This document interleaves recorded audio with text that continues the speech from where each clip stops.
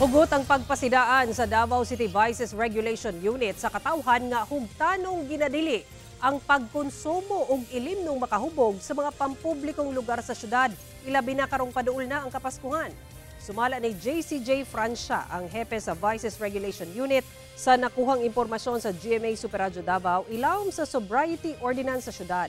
Ginadili ang pag-inom sa mga pampublikong lugar, sama sa mga kalsada, ali sa barangay, gawa sa mga sari-sari stores o guban pa sa bisan unsang oras. Samtang ubos sa liquor ban ordinance sa syudad, ginadili ang pagbaligya o pagkonsumo og alkohol sa mga pampublikong establisimento gikan alauna sa kadlawon hangtod alas 8 sa buntag. Gawa sa mga ordinansa, ginadili isab ang paggamit og sigarilyo bisan asa. Gawas lang sa mga gitaganang smoking areas. Bawal sab ang paghukas og sinina gawa sa panimalay. Pag-angkon ni Francia, gilauman ang mga ilusad nga street party sa syudad.